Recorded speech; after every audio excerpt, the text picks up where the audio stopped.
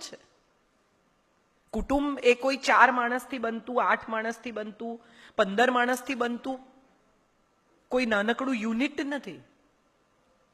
તમારા કુટુંબમાં તમે જેટલા લોકોને સમાવવા માંગશો એટલાને સમાવી શકશો. સવાલ માત્ર એટલો છે કે એકબીજા પરત્વે કાળજી હોય, એકબીજાની ચિંતા હોય, એકબીજા માટે માન હોય. કેટલા બધા લોકોને હું એવા જોઉં છું કેમ કે મારી સાથે ખરાબ રીતે બોલે, પણ તમે કઈ રીતે વાત કરો છો એ પણ સમજવાની વાત છે. સૂરજ ખોટો પહેલો જ કાળી 5 હોય એટલે એમને કાળી 7માં જ જવું પડે, બીજો એમની પાસે રસ્તો જ નહીં. બહુ બહુ મજાની વાત છે સાહેબ, આપણે બધા અપ્રુવલની સોસાયટી પર જીવતા થઈ ગયા છે. બીજા કે તો સારા, બીજા કે તો પૈસાવાળા, બીજા કે તો સોફિસ્ટિકેટેડ, બીજા કે તો રૂપાળા, બીજા કે તો સ્ટાઇલિશ. અને આનો સૌથી મોટો દાખલો એ છે કે આપણા ઘરના ઉત્તમ કાચના વાસણો બીજા લોકો માટે છે. આપણે કોઈ દિવસ જાતે સારી ક્રોકરી કાઢીને જમ્યા છીએ? એક ભાઈ, તમે તો બધા જમીન સાથે જોડાયેલા લોકો છો, તમને ખબર છે કે ખાતર કાઢવું ખાડામાંથી એ કેટલું અઘરું છે. હાથ બાથ બળે, ગરમી લાગે, માનસિક ત્રાસ થાય. જેને કાઢ્યું હશે એને ખબર હશે, નવી પેઢીને તો કદાચ નહીં ખબર હોય, પણ ખાતર કાઢવું કેટલું અઘરું છે. વાહ.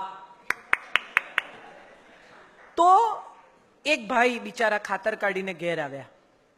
એની પત્નીને કે જમવાનું પીરસ, એટલે પત્નીએ જમવાનું પીરસ્યું જૂની થાળીમાં, જે રોજિંદી. એટલે એને કહ્યું કે હવે ભંગાર થાળી મને નહીં આપવાની, સારી થાળીઓ નથી ઘરમાં? તો કે છે ને, પણ મહેમાન માટે રાખી છે. એટલે એને થાળીનો ઘા કર્યો સાહેબ, મગજ ગયું એનું એવું. એક તો ગરમી લાગેલી, થાક લાગેલો, ભૂખ લાગેલી, અને એમાં ગંદી થાળી પત્નીએ મૂકી કે ખાતર કાઢવા મહેમાન આવે છે, આ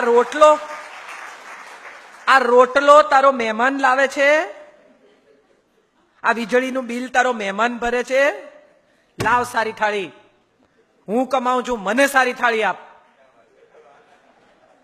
આપણે બધા જ દેખાડામાં કેવા પડી ગયા છીએ. કોઈ આવવાનું હોય તો કપડાં બદલીએ. શેને માટે? આજના સમયમાં ધીરે ધીરે જે દિશામાં જઈ રહ્યા છે ને, એ દિશા દંભની દિશા છે.